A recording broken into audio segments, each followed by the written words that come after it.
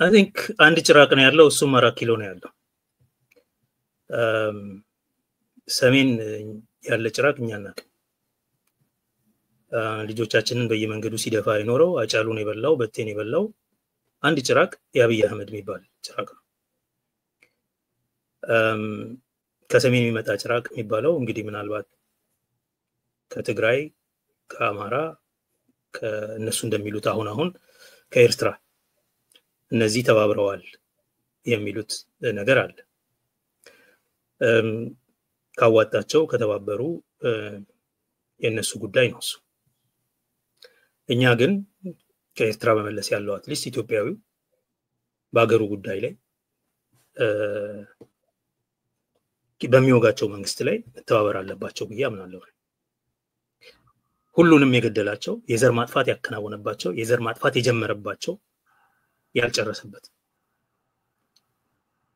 ትግራይም አማራም ኦሮሞም ደቡብም ላይ ያደረገው አብይ አህመድ ምናቀው ጭራቅ ይሄ ነው ልክ ነው ትግራይ ላይ ከኤርትራ ጋር ተባብሯል አዎ ኤርትራን ግን የጋበዘው ጭራቅ እሱ በነገራችን ላይ ትብብሩ አንዱ የሚያስፈልግበት ምክንያት ይሄ አገዛዝ የክህደትም ስርዓት ስለሆነ የአገር ክህደት ስርዓት ልክ አገር ውስጥ ብዙ ውሸትን እየፈበረከ አንዱን ከሌላው እንደሚያጋጨው በዓለም አቀፍ ማህበረሰብም ዘንድ ብዙ ውሸትን በተለያየ መንገድ እየሰጠ ይሄን አድርግላቸዋለሁም እያለ ቃል እየገባ ብዙ ችግር ውስጥ ከቶታል አገሩ ከዚህ በፊት ከኤርትራ ጋር ታረቅን ሲባል በምን አይነት መግባባት ላይ እንደታረቁ ግልጽ ሳይሆን እንዳደረገ እናውቃለን again አብዛኛው የዓለም አቀፍ ማህበረሰብ በኤርትራና በኢትዮጵያ መካከል የነበረውን ስታንድ ኦፍ በባድመ ጉዳይ ላይ ያለውን ሶልቭ አደረገ ብሎ ጨፈረ ያን የሆኑ እናውቅ ነበር ይሄ ነገር የጦርነት ስምምነት ነው የጦርነት ፓክት ነው እንጂ እውነተኛ የሰላም ጉዳይ አይደለም ስንል ነበር አንቲቴቲካል ስለሆነ አስተሳሰባቸው ማለት ነው እሱ አሰብን ምናምን እያለ እዛው እኔና ኢየሱስ እንደመር አሰብን የሚለው ሰውዬ ፈጽሞ አንቲቴቲካል እንደሆነ ኢቭን በስምምነታቸው ጊዜ ግልጽ ነው ይሄን ኢምፔሪያል ጎስት ይዞ የሚንቀሳቀስ አስተሳሰብ ይዞ የሚንቀሳቀስ ሰው በከዚህ ኢምፓየር ጋር 30 አመት ሙሉ ተዋግቶ ነፃ የወጣን ሀገር ወደብ የኔ ያደርጋለሁ ምናምን ብሎ ሲናገር በዛን ጊዜ እንኳን በጫጉላው ጊዜ እንኳን ማለት እንደማይስማሙ የታወቀ ነገር ግን በአገሩ ላይ ለማዝመት ያንን ጦር ታላቅ ክህደትን ፈጽሟል ይሄ የክህደት ስርዓትም ስለሆነ ጭምር ነው በትብብር ማጥፋት ያለበት አንተን ለማጥፋት የማይጋብዘው የውጭ ኃይል የለም ኬንያ ሄዶ አልሸባብና የኦሮሞ ነጻነት ግንባርን እናጥፋ አግዙኝ ያለ ሰው ነው በግልጽ የኦሮሞ ነጻነት ግንባር ለማጥቃት ሲፈልግ የኬንያ ፖሊስን በሙስና ገዝቶ በደቡብ ምዕራብ ኢትዮጵያ በኩል የኦሮሞ ነጻነት ሰራዊትን ካምፕ አጠቃው ምናምን ሲል ነበር የውሸት ነው ግን በሙስና በገንዘብ ገዝቶ ነው የሎካል ፖሊሱን ብዙ ፕሮፓጋንዳ ሊሰራበት ሲሞክር ታያለ የአገር ክህደት ፈጽሞ ባንተ አገር ውስጥ ሌላ የውጭ ኃይል ሰራዊት አስገብቶ የውጭ ተቋማትን ድጋፍ ኢንሊስት አድርጎ የሚጠቀም ሰው ከዚህ በላይ ቡልጉ ከዚህ በላይ ጭራቅ ሊኖር አይችልም ኦሮሞ በታሪኩ ያየው የመጨረሻው አስፈሪ ጭራቅ ህልሙን ወደ ቅዠት የቀየረበት ጭራቅ አብይ አህመድ የሚባል 4 ኪሎ ያለ ጭራቅ ህልሙን በተለይ የኦሮሞ ወጣት ህልሙን ወደ ቅዠት የቀየረበት አብይ አህመድ ህይወቱን ወደ ሲኦል የቀየረበት አብይ አህመድ ሰው ህያው ሰው እንዲቃጠል በእሳት ሲቃጠል ያየነው በአብይ አህመድ ዘመን ቤተሰብ ቤት ውስጥ ጎጆ ውስጥ እንዳለ ተቃጥሎ እየተቃጠለ የሸነም ቤት አቃጠልን እያሉ የሚጨፍሩ የኢትዮጵያ ሰራዊት ያሰማራው አብይ አህመድ ከዚህ የባሰ ጭራቅ የኦሮሞ ህዝብ አይቶ አያውቅ ከዚህ የባሰ ጭራቅ አይቶ አያውቅ ሚሊሻ ቀጥሮ ዘርፈ ብላ የሚል መንግስት ያለበት በ21ኛው ክፍለ ዘመን የ16ኛው አይነት ክፍለ ዘመን የወታደር አሰራር የሚተገብር ጭራቅ አብይ አህመድ ይሄ በግልጽ ሊታወቅ ይገባል ይሄ ሊያሰምሩበት ይገባል እንደ አብይ አህመድ ያለ ጭራቅ በኦሮሞ ህዝብ ላይ ተነስቶ አያውቅም ውርሱም ይሄ ነው ሙሉ ከተሞችን የቀበሌ ገበሬ ማህበርን በአንድ ወቅት 1000 በላይ የሚሆኑ ያባወራ ቤቶችን በእሳት ያነደደ ጭራቅ አብይ አህመድ በሺዎች የሚቆጠሩ ሰዎችን ቤታቸውን አፍርሶ ካሳ እንኳን አልጠየቁኝም ብሎ የሚፎክር ጭራቅ አብይ አህመድ ሙሉ የኢትዮጵያን ህዝብ በአደባባይ በሚዲያ ከውቀትና ከእውነት የጸዳ ህዝብ ነው ብሎ የሚሳደብ የራሱን ህዝብ ታላቅ ትሆናለህ ቀድሞ ክብር መልሳለሁ የሚለውን ህዝብ መልሶ እንደዚህ ብሎ የሚሳደብ ሰው ይሄ ነው ጭራቅ እኛ ከሰሜን የመጣ ጭራቅ አናውቅም በሰሜን የተበደሉ የዘር ማጥፋት ጥቃት የደረሰባቸው የተጎሳቆሉ ዛሬም ተፈናቅለው ለአምስተኛ ክረምት በካምፕ አንኖርም የሚሉ በዝናብ እየተጠቁ ያሉ ዜጎች ያሉበት ነው ሰሜን ምናቀው ከኛ ጋር የጀመረው የግፍ ክምር ከኛ አልፎ እነሱ ናቸው እንቅፋት የሆኑ ተብሎ የተዘመተባቸው ምስኪን አደገኛ ሁለት ጠላቶች መካከል የተቀመጠ ህዝብ ነው ምናቀው በትግራይ አሁን ያ አትሊስት በዛኛው ሳይድ ያለው ጠላትነት ለጊዜው የተቀረፈ ይመስላል ግን በሰሜን ያለ እንደዚህ ያለ ምስኪን ህዝብ ወንድም ህዝብ ነው ያለን በሰሜን ያለው በእኛ ላይ የተለማመዱትን የድሮን ጥቃት በሰላማዊ ህዝብ ላይ እያዘነቡበት ያለው የአማራ ክልል ህዝብ ለኛ ጭራቅ አይደለም እነሱ ለኛ የትኛውም ህዝብ ለራሳችን የራሳችን እድል በራስ የመወሰን መብት የምንታገል ለፍትህ የምንታገል ሰዎች የትኛውም ህዝብ እኛ ዓለም አቀፋዊ ትብብርን የምንናፍቅ ኢንተርናሽናልን የምንዘምር ትውልድን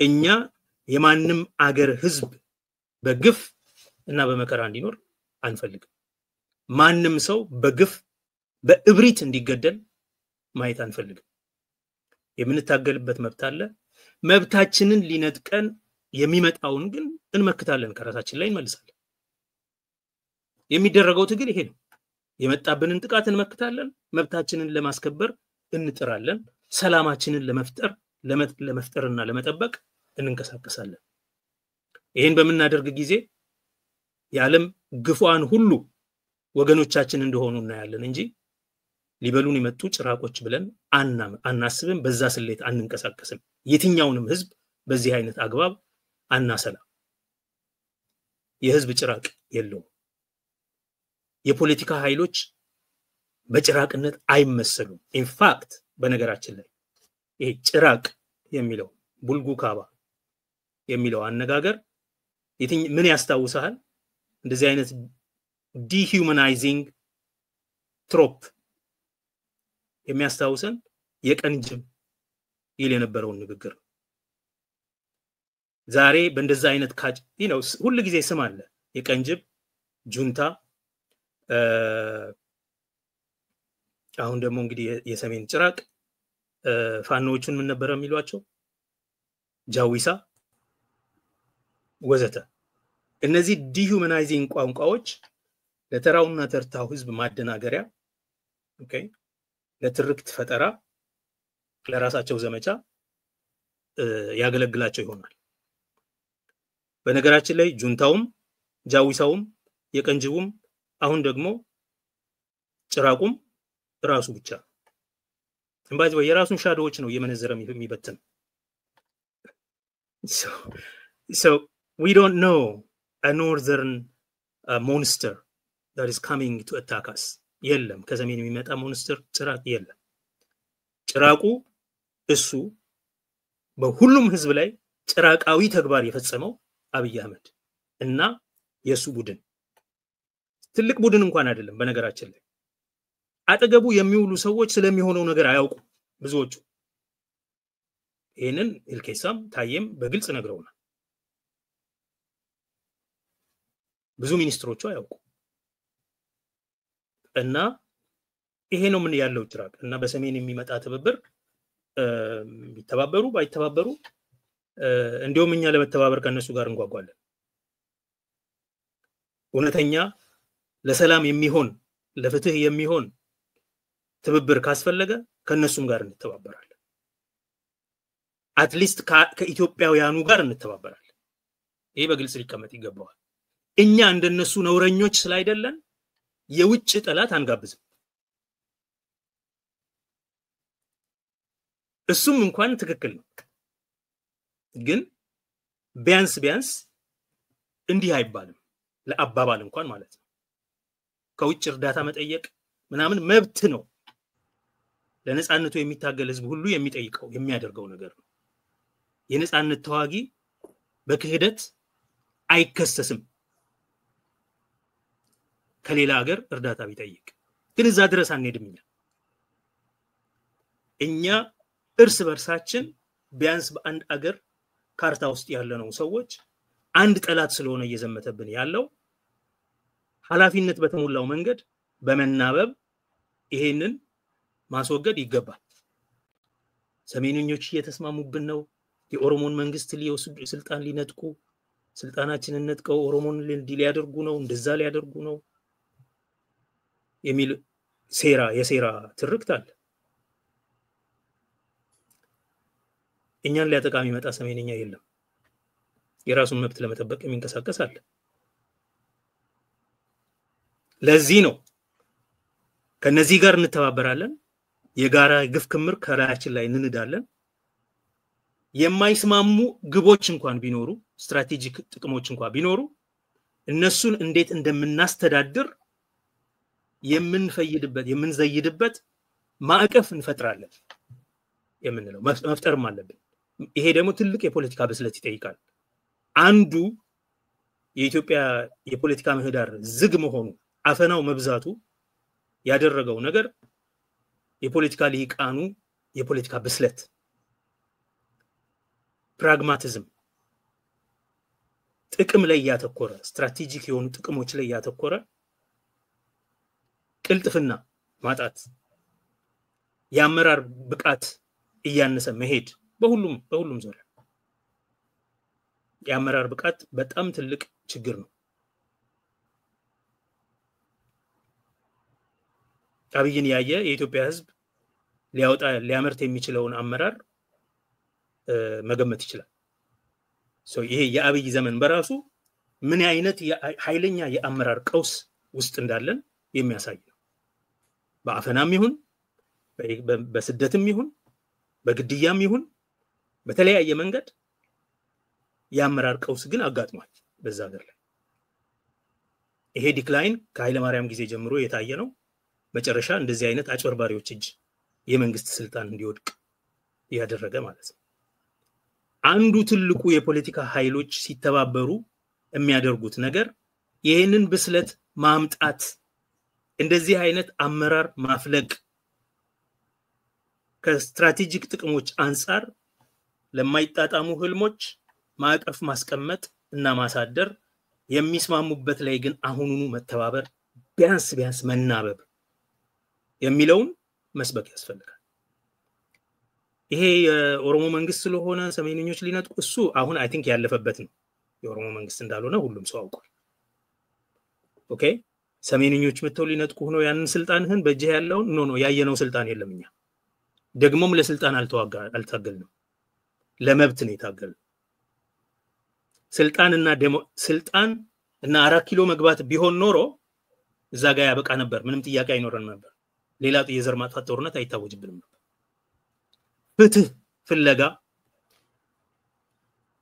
የራሳችንን እድል በራስ የመወሰን መብትን ለመጎናጸፍ ማንነታችንን ለማስከበር ቋንቋ ታሪክ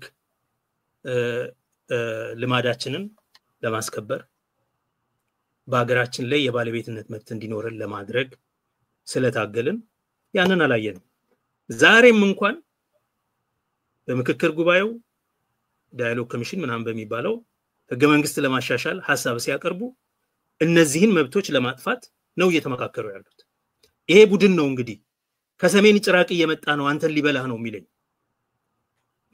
ከመሬት እያፈናቀለ መሬትን የግል ለማድረግ እየተንቀሳቀሰ እቅድ ነድፎ ማለት ነው ህዝቡን ከመሬቱ እያፈናቀለ ኦሬዲ በጉልበት እንደገና መሬትን የግል ለማድረግ እና ለመቸብቸብ አሁንም እየሸጠ ነው ያለው የራስን እድል በራስ የመወሰን መብትን ለማስቀረት ክልሎችን ለማፍረስ እየተንቀሳቀሰ የክልሎችን ቋንቋዎች ጥሎ ብሔራዊ ቋንቋ ለመፍጠር እየተንቀሳቀሰ ሌሎች ጭራቆች ከሩቅ እየመጡብህ ነው ብሎ ሊያስፈራራ ይሞክራል ኖ ከዚህ የባሰ ጭራቅ አይተንም አናውቅም ወደፊትም አናይም የመጨረሻው አብይ አህመድ ይሆናል ይሄ ሊሰመርበት ይገባል ከዚህ የባሰ ጭራቅ አይቶ አያውቅም የኦሮሞ ህዝብ በዚህ ዘመን እንዳየው አይነት መከራ አይቶም አያውቅም ይሄ ህዝብ መቶ ሺዎች እኮ መድረሻ ቢስ ሆነው በአዲስ አበባ ከተማ እብድ ሆነው ተበትነዋል ከሐረርጌ የተፈናቀሉ ወገኖቻችን እብድ ሊትራሊ ሜዳ ላይ 100 ሚሊዮን የሚደርስ ህዝብ መድረሻ ቢስ ሆኖ ዛሬ በአዳማም በባሌም በቡራዩም ተበትኖ የነበረው ህዝብ አሁን የት እንዳለ አይታወቅም 1.8 ሚሊዮን ህዝብ ምን ውስጥ እንደገባ አይታወቅም ይሄ የሆነው በአብይ አህመድ ዘመን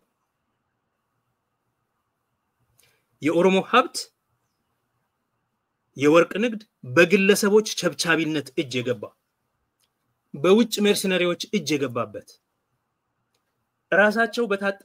በራሳቸው የታጠቁ ኃይሎች ወርቅ ኤሜራልድ እና ታንታለም ምናምን የሚጠበቅበት አገር የግል መርሰናሪዎች ማለት ተቀጣሪ የፕራይቬት ሴኩሪቲ ኃይሎች የኦሮሞን ሀብት የህዝቦችን ሀብት የአገርን ሀብት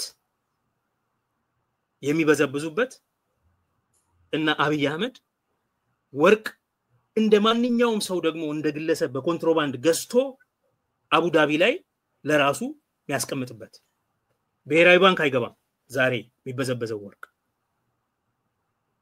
ይሄ ነው ይሄ ከሃዲ መንግስት ሌሎችን በክህደት ሲወቅስ ይታያል ከዚህ የከፋ ስርዓት ሊኖር አይችልም ስለዚህ ከሰሜን የሚመጣ ጭራቅ የለም ከየትም የሚመጣ ጭራቅ የለም ከዚህ የባሰም ጭራቅ የለም የመጨረሻው ጭራቅ ኦሬዲ ተገልጧል ስለተገለጠ ጭራቅ አይደለም ጭራቅ እኮ የሚባለው ነገር የሆነ እጆቹ ከሰው የገዘፈ ግን የማይታይ ነው ብዙ ጊዜ አይደለ በጨለማ ውስጥ ነው በቃ አይታይም ነገር ነው እኛ አይተነዋል the monster is here and the monster is we are seeing it right now we are living through it እየኖር ነው ስለሆነ በዚህ ልታስፈራራን አትችልም ልጆችን ጭራቅ አለ የምትለው ያላዩት ስለሆነ ምን እንደሚመስል so he plays on the imagination and የኢትዮጵያ ህዝብ አይቶታል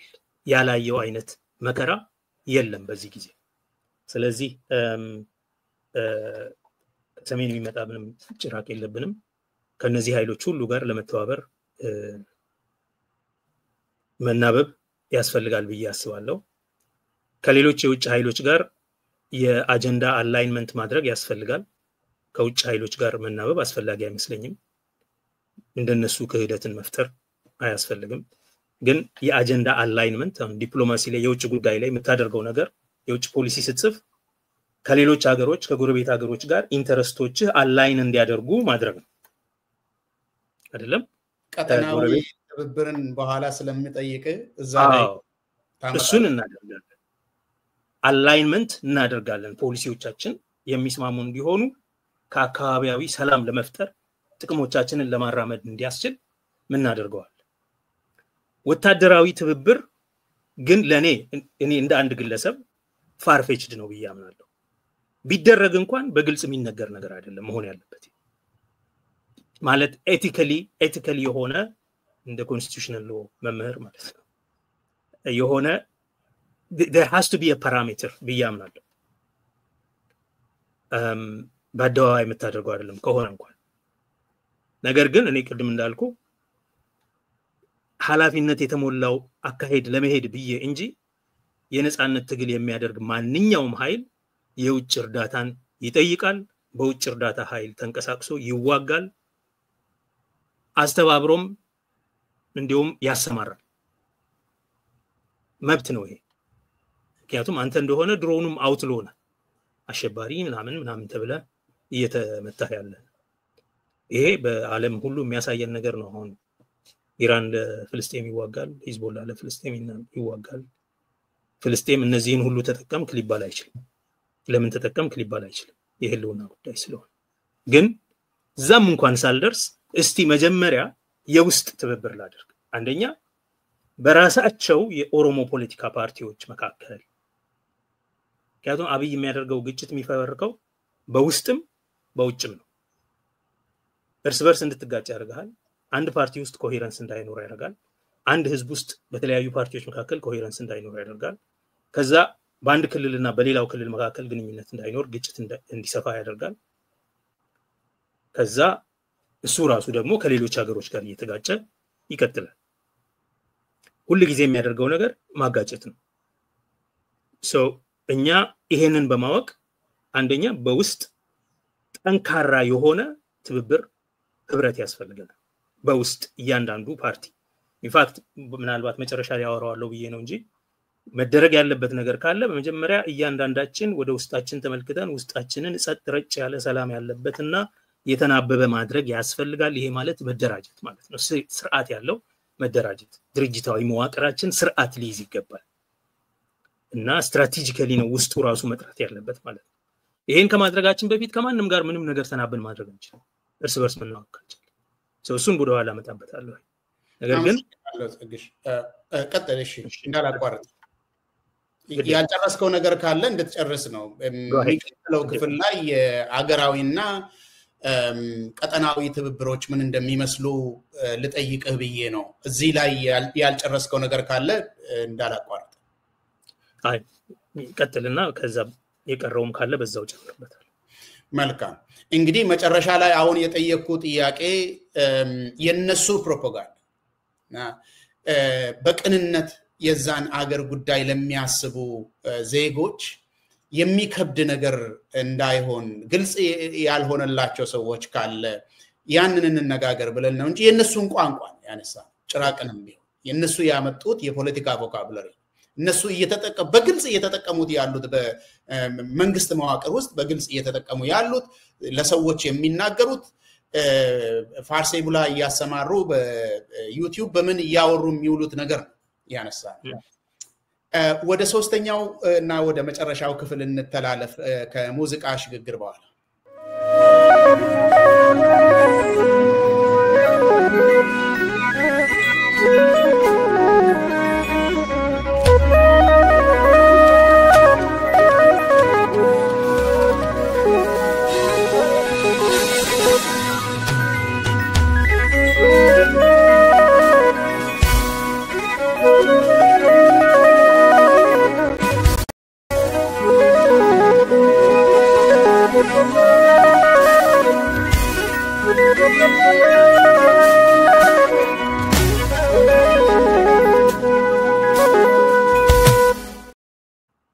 መልካም አድማጮቻችን ምክክራችን እንደቀጠለ ነው የጸረ አብይ አገዛዝ የትብብር አውዶች የሚል አሁን ወደ መጨረሻ እየተቃረብን ነው ሶስተኛው ክፍል የጸረ አብይ አገዛዝ ትብብር አገራዊና ቀጠናዊ ጥቅሞች የሚል ነው።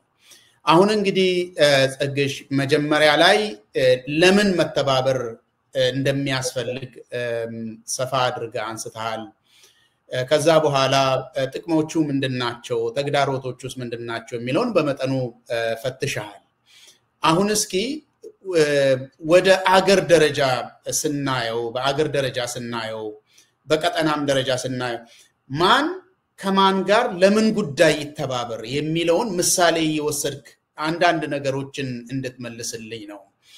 መጀመሪያ በወታደራዊ ትብብር ቅድም በሐሳብ ደረጃ ያነሳሃቸው በወታደራዊ ትብብር ማን ከማን ጋር ይተባበር፣ ለምን አይነት ጥቅም፣ የልሂቃን ጉዳይ እንዴት ይሁን፣ የሚዲያ የዲያስፖራው ሚና ያው ታውቃለህ የሀገራችን ፖለቲካ ብዙ አንጓ ያለው ነው። ከአፈናው የተነሳ የዲያስፖራ ሚናም በቀላሉ የሚታይ አይደለም። ልሂቃን ደግሞ በየትኛውም ዓለም ውስጥ ኦፒኒየን ሜከርስ ስለሆኑ የራሳቸው ሚና አላቸው። በትጥቅ ትግል ደግሞ እየታገሉ ያሉ ወገኖች አሉ።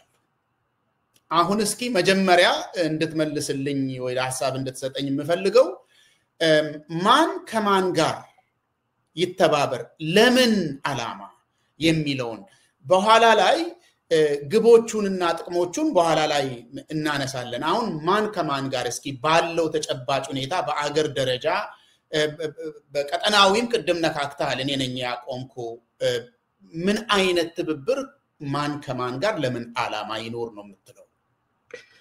እንግዲህ የጸረ አብይ አገዛዝ ላይ መደረግ ያለበት ትብብር ስለሆነ የምናወራው በዋናነት የኢትዮጵያ የፖለቲካ ኃይሎች ማለት ነው።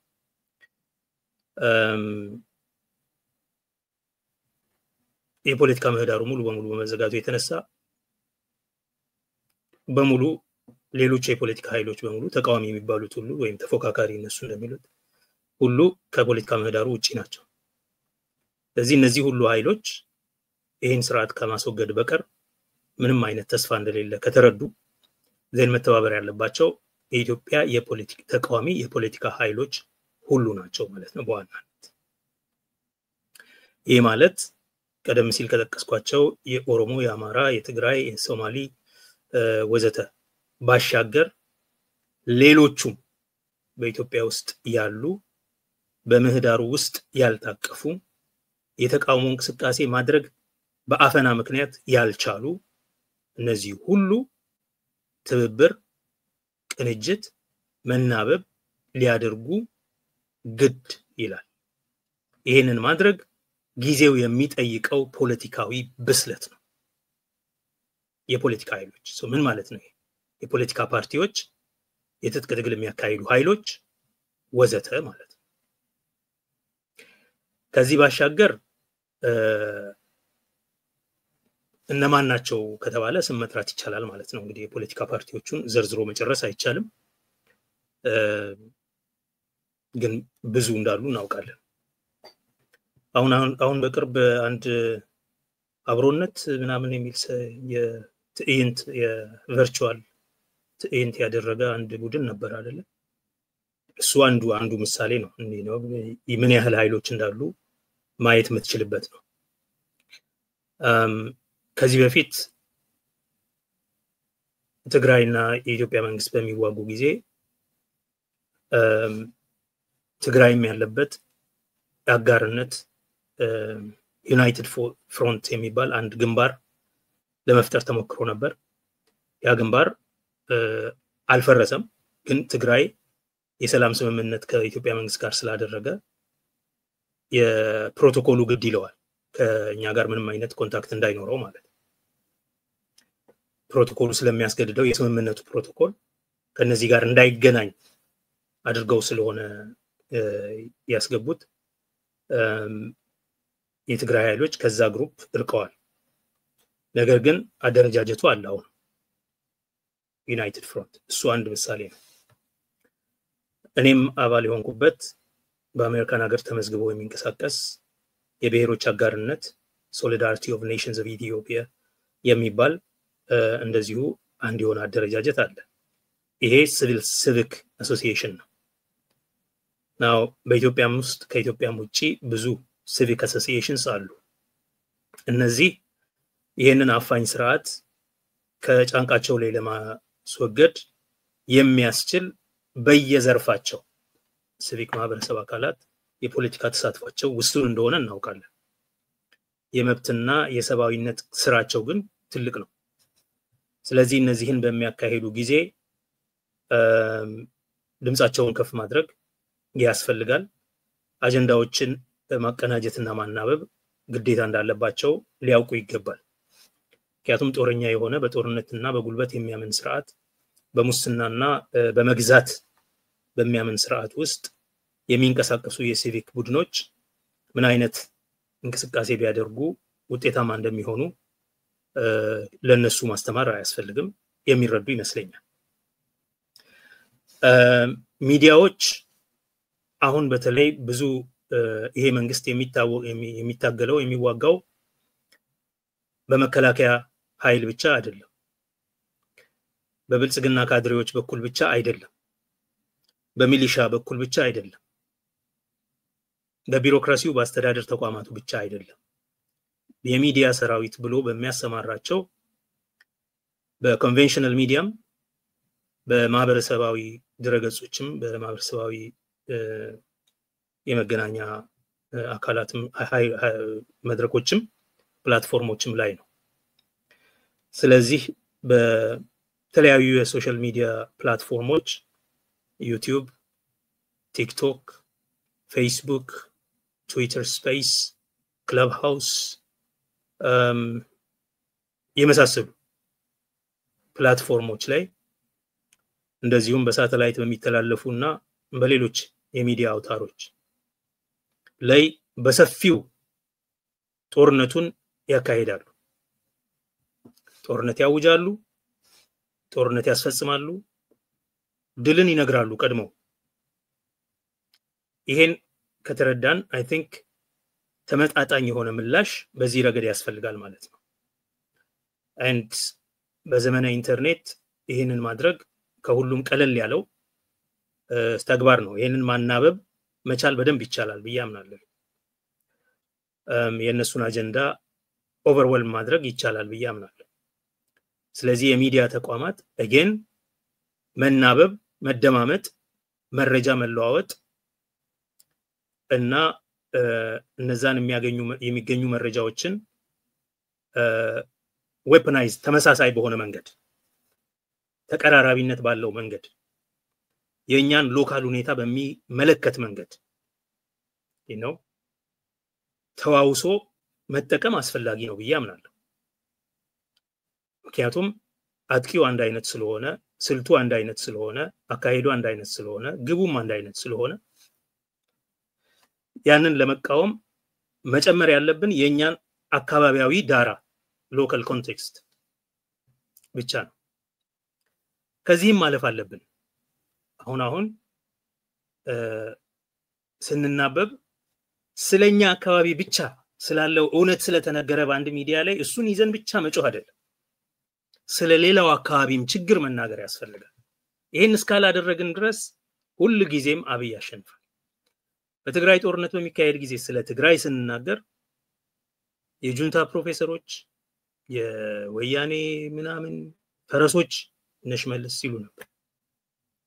and እንደዛ በማለት ከሌሎች አይሶሌት ያደርጋል። በሲዳማ ስለነበረው የክልልነት ጥያቄ ስንናገር እነዚህን የፈጠሯቸው ኤጀንቶቹን የፈጠሯቸው እነጸጋይ ናቸው እስከማለት ተደርሶ ነበር። የሲዳማ ሚዲያ ኔትወርክን እነሱ ናቸው የፈጠሩት፣ እነሱ ናቸው የሚጠቀሙበት ምናምን እስከመባል ተደርሶ ነበር።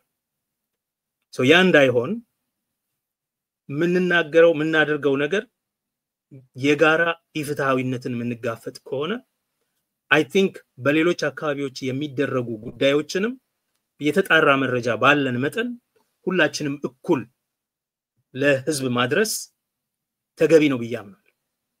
የተለያዩ የፖለቲካ እንቅስቃሴዎችን ሰራዊቶቹ ኦፕሬሽናል የሆነ ትብብር እንደሚያደርጉት ሁሉ የማህበረሰባዊ ድረገጾች አንቂዎች ደግሞ እንደዚሁ የተለያዩ የሶሻል ሚዲያ ኦፕሬሽኖችን ካምፔይኖችን ኮኦርዲኔት ማድረግ ማናበብ መቻል ይገባቸዋል። የአንዱን ብቻ ሳይሆን የሌላውን ሃሽታግ አብሮ ተባብሮ ሼር ማድረግ በሶሻል ሚዲያ አሁን ሰሞኑን የታየው ጥሩ ልምድ አለ። የታየን ኢንተርቪው እንዲሁም ከኦሮሞ ሚዲያዎች ይልቅ በስፋት ያሰራጩት የአማራ ሚዲያዎች ናቸው እና እንደዚህ አይነት ሃሽታጎችንም መለዋወጥ የጋራ ካምፔይኖችን ማዘጋጀት የጋራ መድረኮችን መፍጠር ስትራቴጂካዊ የሆኑ ግቦች ላይ ያሉንን ልዩነቶች ለማቻቻል ለማቀዳደምና ለአፈታታቸው ማዕቀፍ ለማዘጋጀት የሚያስችሉ ሰፋፊ የውይይት መድረኮችን ማዘጋጀት በተለይ ይሄ ከልሂቃን የሚጠበቅ ስራ ይሆናል። በተለይ ደግሞ በውጭ ሀገር ያሉ ልሂቃን ሰፋፊ መድረኮችን ማዘጋጀት መጀመር ያስፈልጋቸዋል። ዲፕ ኮንቨርሴሽን ማድረግ ያስፈልጋቸዋል። ለምንድን ነው ይሄ የሚያስፈልገው? የማይጣጣሙ ስትራቴጂካዊ ግቦች እንኳን ቢኖሩ በእነሱ ምክንያት መሳሪያ እናነሳም። ይልቅ ለነሱ አፈታት የጊዜ ሰሌዳ ማዘጋጀት የአፈታት ፍሬምወርክ ማዕቀፍ ማዘጋጀት ላይ የበሰለ ሐሳብ ለፖለቲከኞቹና ለትጥቅ ታጋዮቹ እንድናቀርብ የሚያስችሉ ትልልቅ ምሁራዊ መድረኮች ያስፈልጋሉ ብዬ አምናለሁ እና ልሂቃኑ ዋና ድርሻቸው ሐሳብ ማመንጨት ነው ስራው። አትሊስት በተለያዩ ተቋማት የምሁር ስራ የሚሰሩ ሰዎች የሚያደርጉት ስራ በሙያቸውም ቢሆን ሐሳብ ማመንጨት ነው። ስለዚህ ሐሳብ ማፍለቅ በእያንዳንዱ ጉዳይ ላይ ባይኖር ቢያንስ ፖለቲከኞቹ ሊግባቡባቸው የሚችሉባቸውን ኤሪያዎች የማይግባቡባቸውን ላይ ደግሞ ምን አይነት የመፍትሄ አቅጣጫ እንደሚያስቀምጡ ለመወያየት እንዲቻል ሐሳቦችን አድቅቆ መነጋገር በራስ ቡድንም በጋራ መድረኮች ላይ እንደዚህ አይነት ዝግጅቶችን ማድረግና መወያየት መደማመጥ ጥሩ ነው ብዬ አምናለሁ። ምክንያቱም ፈታኝ ጊዜ ይመጣል። በአጭር ጊዜ መለስተኛ የሆነ በተጨባጭ መሬት ላይ መናበብ ካለ በፍጥነት ነው የሚወድቀው ይሄ መንግስት። ስለዚህ ይቀድመን ይችላል ሁሉ የሱ መውደቅ ሳንዘጋጅ ሊደርስብን ስለሚችል ፈጣን ነው የሚሆነው በትግራይ ጦርነት ጊዜ እንደሆነው ማለት ነው። መቀሌ ገቡ ከመባሉ ቀጥሎ ወልዲያ መጡ ተባለ፣ እንዴ ኮረም ተባለ፣ እንዴ ቆቦ ተባለ፣ እንዴ የተባለ ጭራሽ አማራ እና በቀናት ነው ይሄ ሁሉ ነገር የሆነው በአንድ ጊዜ። አንድ እንደዛ የሚሆን ይመስለኛል። ምክንያቱም ዶሚኖ ኢፌክት አለው። ይሄ ትልቅ የኢምፓየር ኃይል ስለሆነ አንዴ አከርካሪው ከተመታ በፍጥነት ነው የሚሸበሸበው።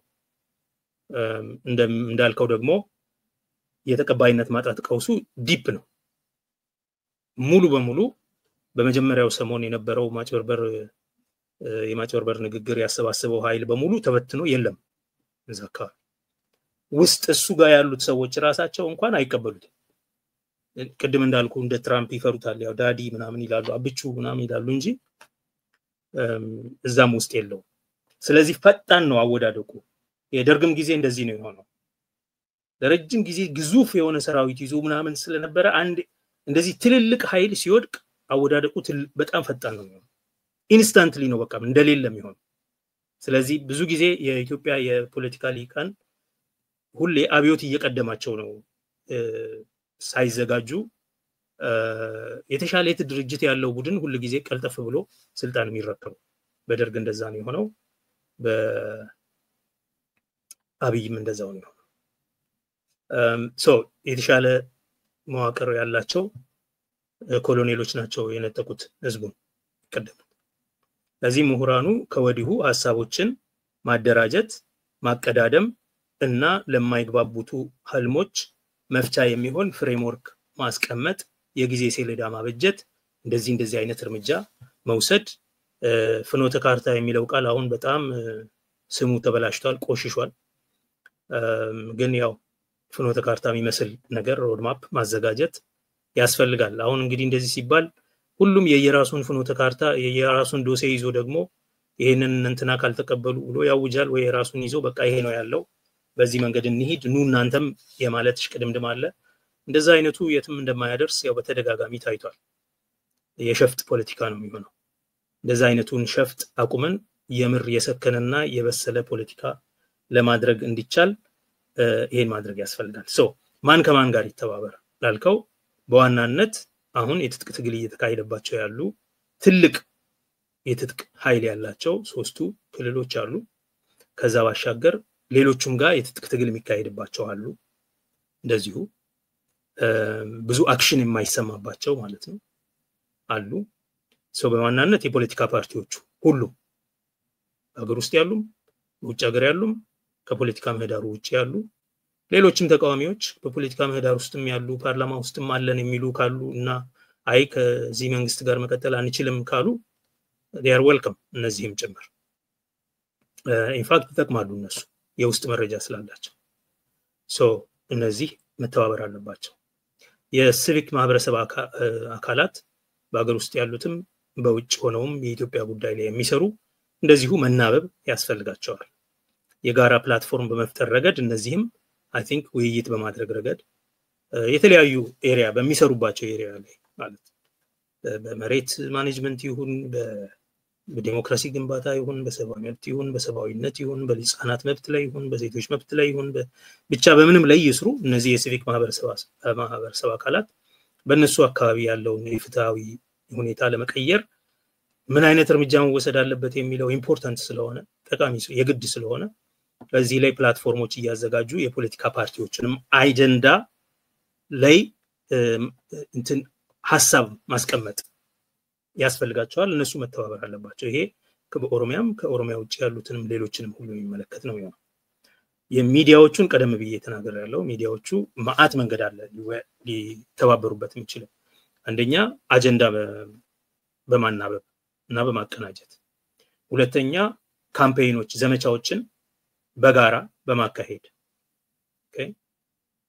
ቢያንስ እንዳይማቱ ማድረግ እንዳይቀዳደሙ ማድረግ እንዳይደራረቡ ማድረግ ማናበብ ሶስተኛ ከተቻለ በጋራ አብሮ ዘመቻዎችን መክፈት ይሄ በሚዲያዎች በኩል የምናደርገው ነው ማለት ኮንቬንሽናል የሆኑትም በሶሻል ሚዲያ ላይ ያሉት በልሂቃን ዘንድ ቀደም ሲል እንዳልኩት ሐሳብ ማመንጨት ነው አንደኛ በውስጥ ውይይት ማድረግ ሰፋፊ ውይይቶችን ማድረግ በአንገብጋቢ ጉዳዮች ላይ በስልታዊ ጉዳዮች ላይ በስትራቴጂካዊ ጉዳዮች ላይ በግብ በአልቲሜት ግቦች በህልሞችና በአስፒሬሽኖች ላይ ዘላቂነት ባላቸው ጉዳዮች ላይ በሙሉ ዝቅ ብሎ ወርዶ መወያየት ያስፈልጋል ይሄ ማለት ከውጭ ጉዳይ በፖለቲካ በኢኮኖሚ በባህል በመሬት አንገብጋቢ የኢትዮጵያ ጉዳይ መሬት የፋይናንስ የግሎባል ማርኬት ዲፕሎማሲ በእነዚህ ሁሉ ላይ አድቅቆ ማሰብ ቢቻል የሆነ ዋይት ፔፐር የሚመስል ነገሮች እያዘጋጁ ቁጭ ማድረግ ከዛ ከሌላው ልሂቅ ጋር ይሄንን ማናበብና በማይስማሙ ቦታዎች ላይ በተለይ በማተኮር እነዚህን ለመፍታት ምን አይነት መዋቅር ማስቀመጥ እንችላለን ምን አይነት የሰላም የጊዜ ሰሌዳ ማስቀመጥ እንችላለን ምን አይነት ሂደት መዘርጋት እንችላለን ለዚህ የሚያስፈልግ መተማመንን እንዴት መፍጠር እንችላለን የሚለው ላይ ማሰብ ያስፈልጋል ብያምናለሁ ይሄ የልሂቃን ስራ ነው ዳያስፖራ እንደምታውቀው አብዛኛው ዲሞቢላይዝድ ሆኗል ምክንያቱም አብዛኛው ኮኦፕትድ ስለሆነ ወዶም ኮኦፕትድ ይሆናል ተሳስቶም ኮኦፕትድ ይሆናል ዳያስፖራ ምን ማለት ነው ያው ለዘመናት ሲደክም የቆየበትን ገንዘብ ምናምን ጡረታ ሲወጣ ሀገሩ ሲገባ የሚያርፍበት ቤት ለመፈለግ ብሎ ሀገር ቤት ሄዶ ኮምፕሮማይስድ የሆነ መሬት ተቀብሎ ቤት ተቀብሎ ብድር ወስዶ ግንባታ የጀመረ ምናምን በስቷል። ይሄ በ2018 አንዱ የሆነው ይሄ ነው። ይሄ ዲሞቢላይዝ ያደረገው ብዙ ህዝብ አለ። ዛሬም ደግሞ ተስፋ አድርገው የሚጠብቁ አሉ። ለውጥ ከመጣ እኛ ደግሞ በጊዜያችን እናተርፋለን፣ የእነንትናን ዘርፈን እንደዚህ እናደርጋለን ብለው የሚያስቡ በዚህ ስሌት ታጋይ መስለው የሚቀርቡ ሰዎችም እንዳሉ እናውቃለን። ለጊዜው ለውጥ ስላልመጣ ምንም አላተረፉም፣ ዲስኢሉዥንድ ሆነው እንዲያውም ሮጠው ደግሞ ተመልሰው ወደ ብልጽግና የሚገቡም እንዳሉ እናውቃለን። ናው ዳያስፖራው እኔ ከዳያስፖራ ብዙ አልጠብቅም። እኔ ዳያስፖራው አሉታዊ ተጽዕኖ እንዳያደርግ ቢጠነቀቅ በቂ ነው ብዬ አምናለሁ። በተለይ ደግሞ በተለያዩ የፖለቲካ ኃይሎች መካከል በተለያዩ ክልል ህዝቦች መካከል ግጭት እንዳይፈጠር ጥንቃቄ ቢያደርግ አሉታዊ ተጽዕኖውን ቢቀንስ አይ ቲንክ እሱ በጣም ብዙ ጥቅም አለው ብዬ አምናለሁ። ሁላችንም የኛ ያዋጣል የምንለውን የምንደግፈውን የፖለቲካ ፓርቲ በገንዘብም በምንም ልንደግፍ እንችላለን። ከኛ ሰፈር ሲያልፍ ግን ኦፍ ኮርስ የፖለቲካ ትብብሩ ሲጀመር ይሄንንም ማቀናጀቱ ቀላል እየሆነ ይሄዳል። ግን ብዙ ጊዜ በውጭ ሀገር የሚኖሩ ኢትዮጵያውያን ፖለቲካው ላይ ያላቸው ተጽዕኖ በጣም አሉታዊ ነው። እናም በአንድ በኩል በራሳቸው በሚደግፉት ወገን ላይም ጫና የሚያደርሱት ጫና አንዳንዴ ያልተገባ የሚሆንበት ሁኔታ አለ።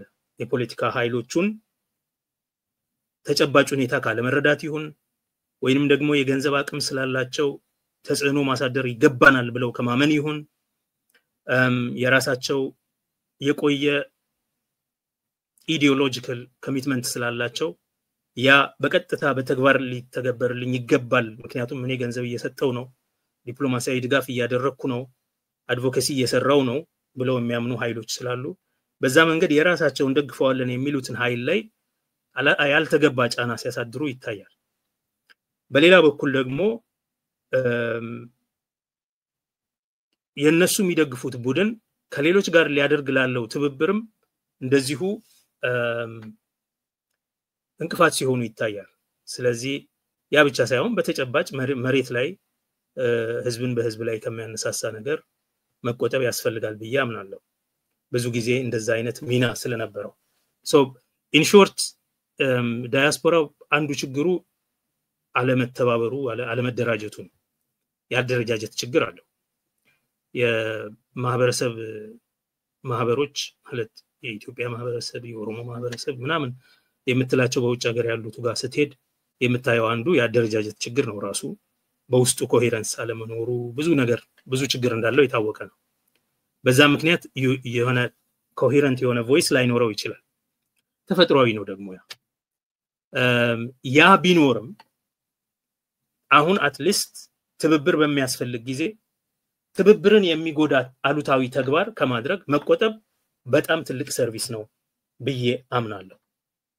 ናው ከአገራዊ ሁኔታ እንግዲህ የተለያዩ የፖለቲካ ኃይሎች በኢትዮጵያ ውስጥ ያሉ የታጠቁም ያልታጠቁም የሚተባበሩበትን አቅጣጫ የሚዲያ የልሂቃን የሲቪክ ማህበረሰብ እና የዳያስፖራ ኃይሎች በምን አይነት መንገድ ሊተባበሩ እንደሚችሉ ተቃቅሻለሁ። ግን ከዚህ አልፎ ቀጣናዊ ኢምፕሊኬሽን ባለው ደረጃ ደግሞ ምን አይነት ትብብር ይደረግ? አሁን ይሄንን ስንል መርሳት የሌለብን ነገር ሚዲያም ልሂቃንም ኢቭን የዳያስፖራ ኮሚኒቲዎችም ኮኦፕትድ የሆኑ መኖራቸውን መርሳት የለብን። ኢንፋክት በመጀመሪያ አብይ ያደረገው ነገር ዳያስፖራውን በራሱ ስር ማስገባት መከፋፈል ነው መጀመሪያ። ስለዚህ ሂል አላደረገም። ከዛ አሁን ዳያስፖራ አንዱ ዲሞቢላይዝድ የሆነበት ምክንያት ብዙ ዲስኢሉዥን ሆኗል። በዛ ምክንያት ከዛ አልዳንም፣ ገና አላገገመም። ብዙ ቁስል አለው፣ ብዙ ከዚህ በፊት እንደዚህ ሆኛለሁ የሚል ፍርሃት አለው። ስለዚህ ያንን በደንብ መረዳት ያስፈልጋል። ብዙ ከዛ መጠበቅ ትራውማታይዝድ የሆነ ዳያስፖራ ስለሆነ ለረጅም ዓመት በብዙ ነገር ውስጥ ያለፈ ብዙ ድል እየናፈቀ ምናምን የራሱን የቻለ ህመም አለው። ያንን ህመም መረዳትና ማስታገስ ያስፈልጋል። አብይም በቀላሉ ሊገዛው የሚችል ቮለታይል የሆነ ቡድን መሆኑን ኃይል መሆኑንም መረዳት ያስፈልጋል። ከዚህ አልፎ ግን ይሄ በቀጣና ደረጃ አላያንስ እና ካውንተር አላያንስ አሰላለፍ የኃይሎች አሰላለፍን እየፈጠረም እየቀየረም የሚንቀሳቀስ ቡድን ስለሆነ እንዴት አይነት ትብብር ነው ማድረግ ያለብን? አሁን በሰፊው እየተነሳ ያለው ኤርትራ የባህር በር ይኖረናል፣ ኤርትራ የወረን ነው፣ ኤርትራም ኢትዮጵያ ልትወረኝ ነው ምናምን የሚል ኦልሞስት የማይቀር ጦርነት የሚመስል ውዥንብር አለ። ትግራይ ኃይሎች ጋር የሚነገረው ነገር ያው ከኤርትራ ጋር የተያያዘ ተደርጎ ነው። ፍርሃቱ ኤርትራና ትግራይ ይተባበሩብናል የሚል ነው። አይ ቲንክ እኔ ምን ያህል እንደሄዱበት ምን ያህል እንደተቀራረቡ አላውቅም። ነገር ግን ኤርትራ ምንድነው እዛ አካባቢ የምትፈልገው? ጂኦፖለቲካል የሆነ ሁኔታ ኤርትራ ከነማን ጋር ነች? አብይ ከነማን ከኋላው አሉ? እነዚህን በደንብ ማንበብ ያስፈልጋል። የፖለቲካ ኃይሎችም ሲተባበሩና የውጭ ጉዳይ እና የአድቮኬሲ የዲፕሎማሲ ስራቸውን ሲሰሩ የራሳቸውን ስትራቴጂካዊ ጥቅሞች ከየትኛው ቡድን ጋር እንዴት አድርገው አላይንመንት እንዲኖረው አድርገው ይፈጥራሉ የሚለውን በደንብ ሊያስቡበት ይገባል። እና አንዱም መሰራት ያለበት ሊቃኑም ሊያተኩሩበት የሚገባው ስራ ይሄ ይመስለኛል። ምክንያቱም በጣም ውስብስብ የሆነ አላያንስ እና ካውንተር አላያንስ አለ። አሁን ቼከርድ ነው በጣም ግብጽ፣ ሱዳን፣ ኤርትራ፣ ሳውዲ አረቢያ በአንድ በኩል and then you have United Arab Emirates አብይ በሌላ በኩል ሶማሊላንድ እነዚህ ደቡብ ሱዳን የት ነው? እነዚህ ሁሉ ነገሮች በደንብ ግልጽ አይደለም። በዚህ ሁሉ ውስጥ ኢጋድና ኢጋድ የኢትዮጵያ እጅ ነው እና የአፍሪካ ህብረት በማን እጅ ናቸው? እንዴት ነው የሚንቀሳቀሱት የሚለውን በደንብ ማስተዋል ያስፈልጋል። አደገኛ የሆነ ቀጣናዊ ችግር ውስብስብ የሆነ ቀጣናዊ ችግር እየተፈጠረም ስለሆነ ከዚህ አንፃር በፍጥነት ነገሮችን ማንበብና ከዘላቂ ጥቅሞቻችንና ከዘላቂ ሰላም ዋስትና ህልማችን ጋር አላይንድ የሆነ ፖሊሲዎችን በየጊዜው ያስተላልፉን መቀየር እያየን ማስቀመጥ ያስፈልጋል። ከዛ ባሻገር ደግሞ በዛው መልክ አስፈላጊ ትብብሮችን አትሊስት መናበቦችን ማድረግ ያስፈልጋል ብዬ አምናለሁ። እንደ ኦሮሞ የማንንም ሀገር ግዛት የማንንም ሀገር ወደብ በጉልበት ነጥቄ ወስዳለው የሚል ዘመቻ እንገነባለን ከሚል ኃይል ጋር አንቆምም። ለምሳሌ ኤርትራ ዋጋለው ሄጄ ከሚል ኃይል ጋር አንቆምም። እንደዛ አይነት እብሪት አይመለከተንም። የኦሮሞ ህዝብ ትግል በ1971 ኦነግ እንኳን ከመቋቋሙ በፊት በተጻፈ ሰነድ የተቀመጠው the Oromo has no empire to build እኛ ትግላችን ሌላ ኢምፓየር ለመገንባት አይደለም፣ ከሌሎች ጭቁን ህዝቦች ሁሉ ጋር በትብብር በአጋርነት in solidarity እንቆማለን የሚል የኤርትራን ወደብ የኤርትራን ግዛት እነጥቃለው በጉልበት ምናምን ከሚል ጋር የሚቆም ኦሮሞ አይኖርም። ይሄ ግልጽ ሊሆን ይገባል። እነሱ የኤርትራን የደህንነት ኃይሎች የኤርትራን ሰራዊት ተጠቅመው ህዝባችን ላይ ያደረሱትን ግፍ እናውቃለን። በክህደት ሊያስከስስ የሚገባ ተጠያቂነት ሊያስደርግ የሚገባ ችግር እንደፈጠሩ እናውቃለን። ነገር ግን መቼም ቢሆን አብይ አህመድ ከሚዘምታቸው ኢምፔሪያል ጦርነቶች የሌላውን ህዝብ መብት የሚገፍ ተግባር ጋር አንተባበርም። የኤርትራ ህዝብ በግዛቱ ላይ ሉዓላዊነት አለው ብለን እናምናለን። በድንበር አካባቢ ያሉ ግጭቶች በሰላማዊ መንገድ ከሚመለከታቸው አካላት ጋር በውይይት መፈታት አለበት ብለን እናምናለን። የኤርትራ መንግስት ከአብይ ጋር አሁን ስለተጣላ በኢትዮጵያ ላይ ይዘምታለው ብሎ ሲነሳ ለኤርትራ መንግስት እጅ እንሆናለንም ብለን አናምንም። ምክንያቱም እነሱም የራሳቸው ኢንተረስት ስላላቸው ማድረግ የምንችለው የኛ ስትራቴጂክ ጥቅምና የኤርትራ ህዝብ የኤርትራ ስትራቴጂክ ጥቅም የት ጋር ይመሳሰላል የት ጋር ይለያያል የሚለውን በማየት የሚመሳሰለው ላይ ትብብር እንድናደርግ ማቀድ ብቻ ለአሁንም በዘላቂነት በሶማሊያም ጉዳይ እንደዚሁ ነው። ኬንያም ብዙ ጊዜ እያስፈራራ አብይ በራሱ ሳይድ ለማሰለፍ ሲሞክር በተለያየ ጊዜ ታይቷል። ኦሮሞ የመገንጠል ፍላጎት አለው። ኦሮሞ ከተገነጠለ ኦሮሞ ኬንያም ስለሚኖር ኬንያም ውስጥ ኢሪዴንቲዝም እና መፍረስ አደጋ ይመጣባቸዋል የሚል ፍርሃት በአንዳንድ ኪኩዩ ልሂቃን ዘንድ ለማስፈር ተሞክሯል።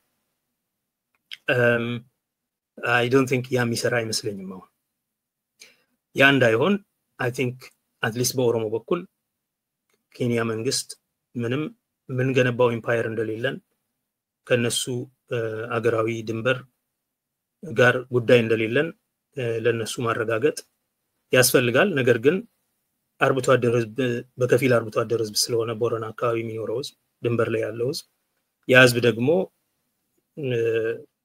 ወደ የትኛው አቅጣጫ የሚንቀሳቀስ በባህልም የተሳሰረ ስለሆነ ያንን ፖረስ የሆነ ቦርደር ፖረስ የሆነ አሰራሩን መረዳት እና ያን ከግንዛቤ ማስገባት ሰላማዊ ግንኙነት መፍጠር እንዳለብን እናምናለን። ይሄንን ሰላማዊ ግንኙነት የህዝቦች ግንኙነት ስለሆነ ያንን መጠበቅ ያስፈልጋል።